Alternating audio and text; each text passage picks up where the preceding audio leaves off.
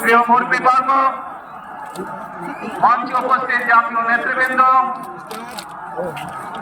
আমার সামনে উপস্থিত প্রিয় ভাই ও বোনেরা এবং মিডিয়ার মাধ্যমে সমগ্র বাংলাদেশ থেকে যারা দেখছেন এই অনুষ্ঠান, প্রিয় ভাই বোনেরা, প্রিয় মা বোনেরা, আসসালামু আলাইকুম।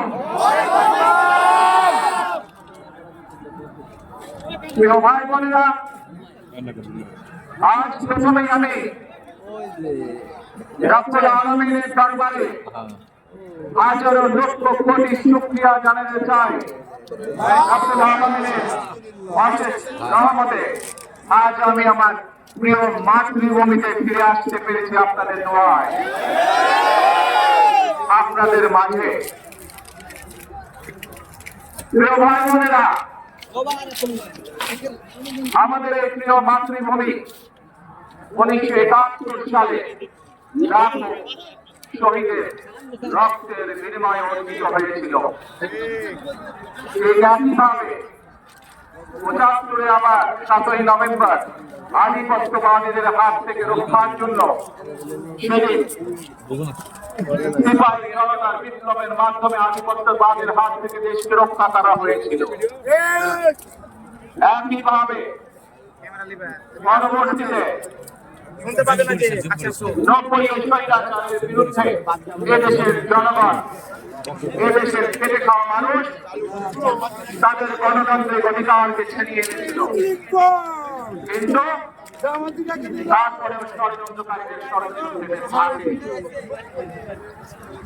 আমরা তারপর দেখেছি 2024 সালে 71 সালে এই দেশের মানুষ যেমন স্বাধীনতা অর্জন করেছিল, 2024 সালে এদেশের ছাত্র জনতা সহ সর্বস্তরের মানুষ, কৃষক, শ্রমিক, গৃহবধূ, নারী, পুরুষ, মাদ্রাসার ছাত্র সহ দলমত নির্বিশেষে, শ্রেণী পেশা নির্বিশেষে সকল মানুষ সেদিন 2024 সালের 5ই আগস্ট এই দেশের স্বাধীনতা এবং সার্বভৌমত্বকে রক্ষা করেছিল।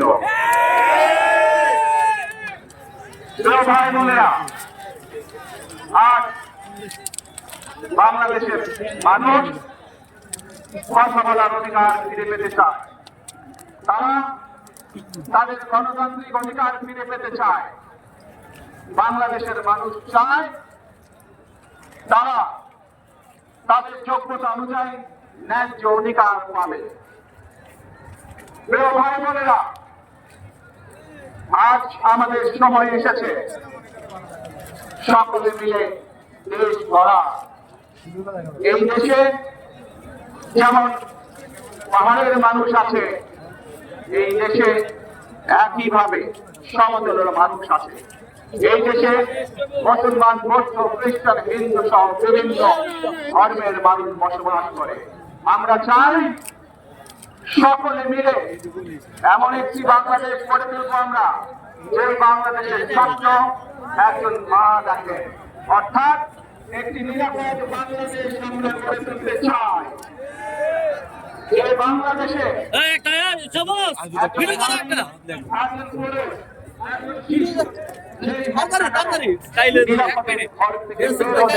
নিরাপদে ইনশাআল্লাহ ঘরে আবার ফিরে আসতে পারে।